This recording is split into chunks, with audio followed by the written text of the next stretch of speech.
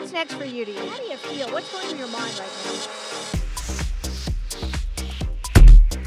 now? Obviously, because it's, you know, I'm a Brit, and you know, I was fighting fellow Americans, you know, and stuff like that.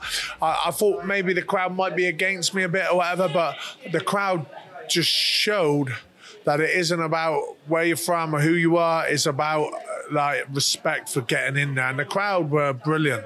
You know, the American crowd, they just seemed to like embrace and love just the fighting in general, you know. I think they like I felt like my hairs were up on end again, you know.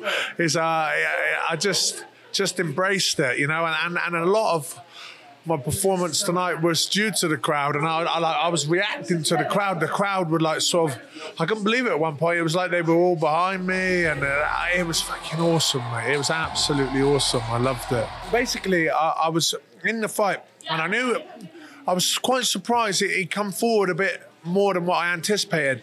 But then I caught him obviously with that stiff jab.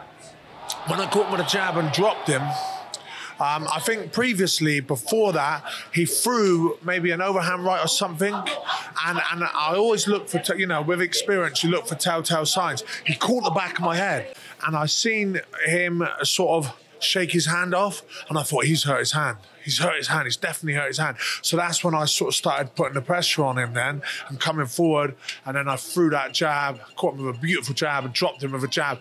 And then I thought to myself, I can't allow him to recover. He's rocked. He's rocked. He wouldn't have went down and fell down and took nearly 10 seconds to get up if it was just a flash knockdown. This guy's rocked. So literally as soon as he got up, I was just like, I got to land the hand. I got to land the hand of Godbeer.